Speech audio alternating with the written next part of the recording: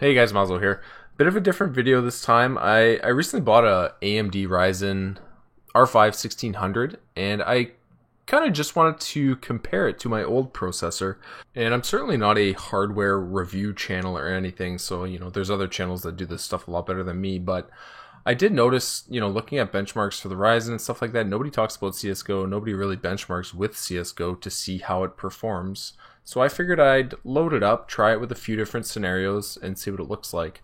One of the big differences between the two systems is that my old i5, I had a i5 2500K overclocked to 4.4, but that used DDR3, and the new system uses DDR4, so that's definitely something that I just couldn't make apples to apples. So the processors definitely aren't isolated in these tests. And I also don't really have the resources to compare Ryzen to a new Intel processor either, right? Like, I know my i5 2500K is 6 or 7 years old or something like that, but it's not like I can go out and buy a bunch of new Intel CPUs just to try them out. This is more maybe for people that had a similar system to the 2500K and they're thinking or wondering what kind of performance they can get from CSGO under different scenarios. So I have three different levels of graphics that I use to test various benchmarks. The first one being a high setting at 1080p with most things set to high. The second one still at 1080p, but everything's set to low. And then the third one, the very lowest you can go pretty much, 640 by 480 and everything as low as you can go. The first benchmark I did was just a baseline with nothing else running on the computer. Intel is colored blue here with Ryzen colored red. And this is the three different levels of the graphics showing. So they show the high settings, the medium settings, and the low settings. Also keep in mind that the two processors are both overclocked. I had my 2500K at 4.4 gigahertz on air, and my Ryzen is at about as high as it'll go and maintaining stability, and it's at 3.8 gigahertz on air. That's actually the stock cooler on the Ryzen. My 2500K had an aftermarket cooler, but they're both pretty reasonable numbers that you can get most. Like you can get most R5 1600s to do 3.8 pretty easily, and you can get most 2500Ks to do 4.4, 4.3 pretty easily as well.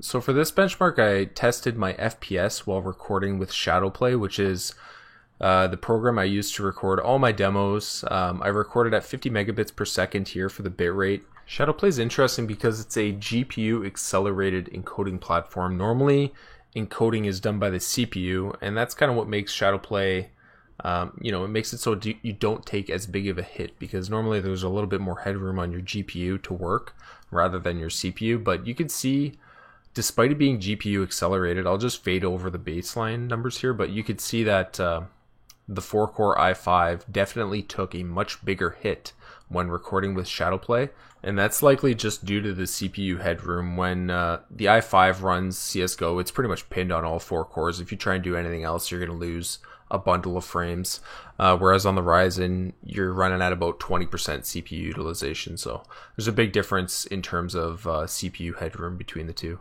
The next benchmark I did was something that I also do a lot. I just had a Twitch stream playing on my one monitor, and then I was playing the benchmark on my main monitor. This is with hardware acceleration turned off. So the CPU is going to be rendering the Twitch stream, and it'll also be working to help render or help run CSGO as well.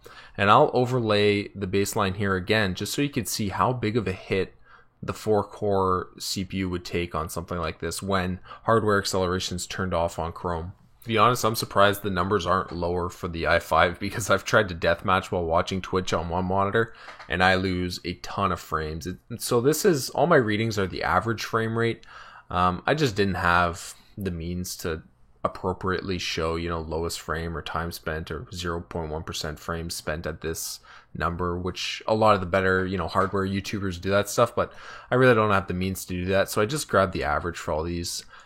My next benchmark is while streaming CSGO with OBS using the X264 encoder, which is a software encoder using the CPU at a 4500 bitrate with a fast encoding method by the CPU, 1080p scaled down to 720 at 60 FPS.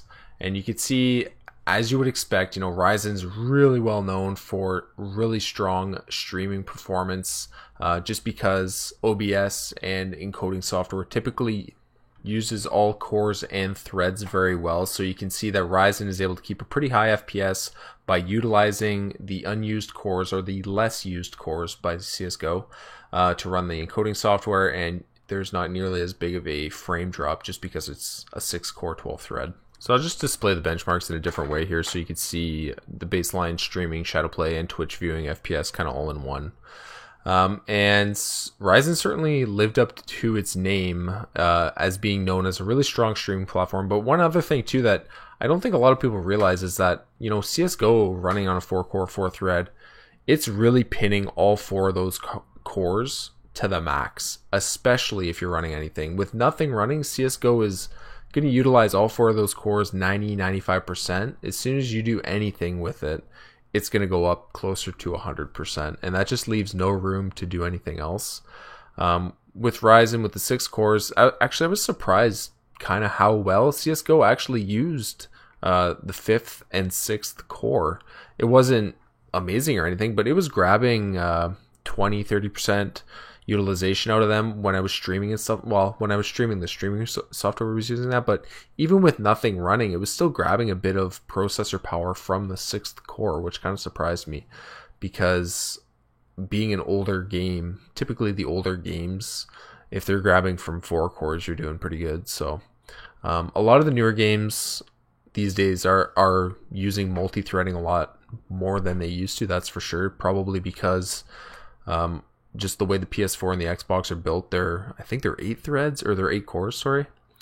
So a lot of the games, when they come ported over, they're already, you know, set up for multi-threading, I guess, I don't know. But CSGO being an older game, it's kind of surprising to see how well it actually did use multi-core stuff. And I don't know how many of my viewers are interested in streaming or recording with Shadowplay or viewing Twitch. I know some people, you know, I had hardware acceleration turned off for the Twitch viewing just because it'll grab more from the CPU and kind of give you a baseline on how much the CPU needs. And also a lot of people have issues viewing Twitch with hardware acceleration turned on.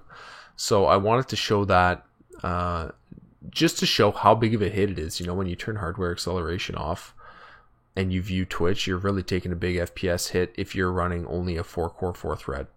And like I said at the start, this isn't about comparing like a 6800K to a Ryzen R5, right? Like I can't go buy a new Intel processor to compare it with. You can take generalizations just because the Ryzen's a 6-core 12-thread. It's likely going to be better at things that utilize those extra cores, like rendering and streaming, stuff like that.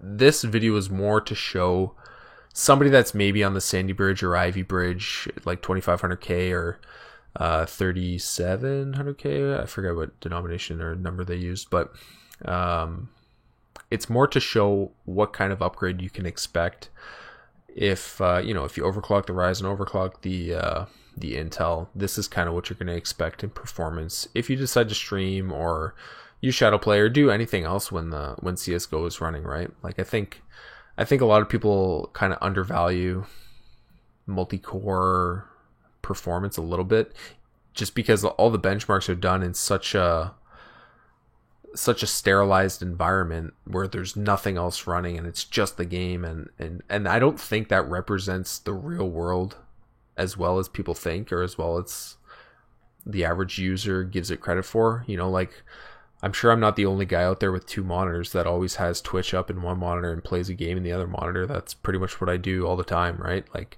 I'll have Twitch watching whatever and then play whatever flavor of the week game that I want to play in the other monitor, right? So yeah, you know, some processors will hammer down when you got nothing else open, but it really does help to have those extra threads and extra cores just for everyday type tasks. And that's not the type of thing that can really show up very well in benchmarks.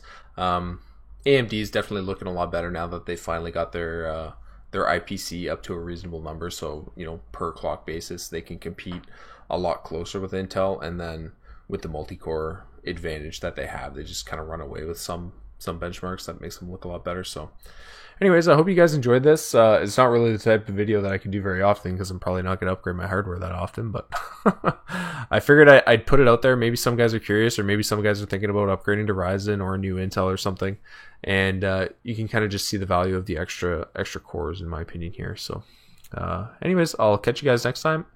See you later.